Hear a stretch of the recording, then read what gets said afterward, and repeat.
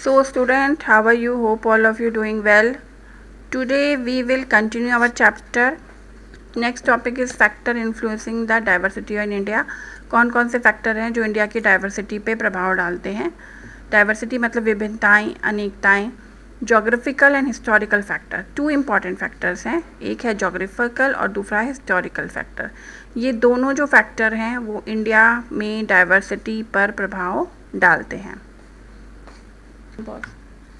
Geographical और historical factor होते हैं जो किसी एरिया की डाइवर्सिटी पर इन्फ्लुएंस करते हैं. The geography of a place has an important bearing on the history of a place. किसी भी कंट्री की, किसी भी एरिया की जोग्राफी जो है वो उस प्लेस की, उसकी जो हिस्ट्री है वो उस एरिया की जोग्राफी पे पूरी तरीके से प्रभावित होती है, उसके ऊपर डिपेंड होती है. जैसे कि हम इंडिया के मैप में देखते हैं कि यहाँ पर माउंटेन्स भी हैं, वैली हैं, प्लेन है, डेजर्ट है, रिवर एंड फॉरेस्ट है. ये सब फिजिकल फीचर्स जो है इंडिया में डिफरेंट हमें नॉर्थ टू साउथ और ईस्ट टू वेस्ट देखने को मिलेंगे. जैसा एरिया होता है वैसे ही वहाँ के लोगों का रहन सहन, वेशभूषा होती है.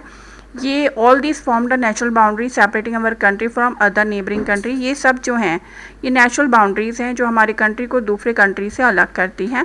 इसके साथ साथ ये सब जो फैक्टर हैं ये इंडिया के आर्ट को, कस्टम को, लोगों के रहने के तरीक़ों को भी एक अलग रूप देते हैं. Each state of a country has its distinctive culture, language, art, craft and food that make it a diverse country, adding to its unique and culture appeal. Her state, आपको स्टेट लिखवाए थे मैंने, जितने भी स्टेट हैं हमारे country के, तो वो सब जो अलग अलग कल्चर, अलग अलग लैंग्वेज, वहाँ पे अलग आर्ट है, क्राफ्ट है, फूड है, ये सब इंडिया को एक विभिन्नताओं वाला देश क्रिएट करते हैं. साथ साथ उसमें एक हर कल्चर में, हर स्टेट की अपनी एक यूनिक अपील है, यूनिक कल्चर है. Thus, each region developed its own history as it remained largely untouched by outside influence. इसका मतलब है कि हर रीजन का अपना एक हिस्ट्री है, हालांकि उसको बाहर के किसी इन्फ्लुएंस ने टच ना किया हो. Similarly, people of each region developed their distinct language to express their feeling. Her area के लोग जिस एरिया में वो रहते हैं वहाँ की लैंग्वेज डिफरेंट होती है, तो अपनी एक्सप्रेस और फीलिंग को भी एक्सप्रेस करते हैं. उनका आर्ट और लिटरेचर जो है, कैसे लोग महसूस करते हैं, कहाँ रहते हैं, वो सब अलग होता है. उनकी फूड हैबिट्स, जैसे कि जो क्रॉप्स वहाँ उगेगी या जो मसाले वगैरह उगते हैं वो लोग जो उगाते हैं उसे ही खाते हैं, तो वो भी अलग अलग होता है. यहाँ तक कि लोगों का व्यवसाय भी अलग अलग होता है. जैसे कि जो सी के पास रहते हैं वो फिशिंग करते हैं, और जो लोग रिवर के पास रहेंगे वो कल्टीवेशन यानी खेती वगैरह करेंगे.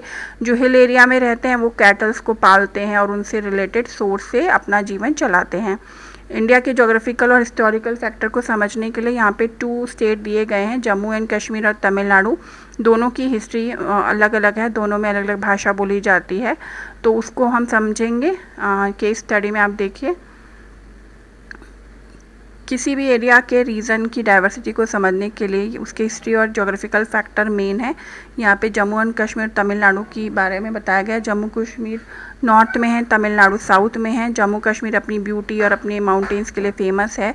श्रीनगर यहाँ की समर कैपिटल है और जम्मू जो है विंटर कैपिटल है. इस्लाम यहाँ पर 65% लोगों का व्यवसाय है.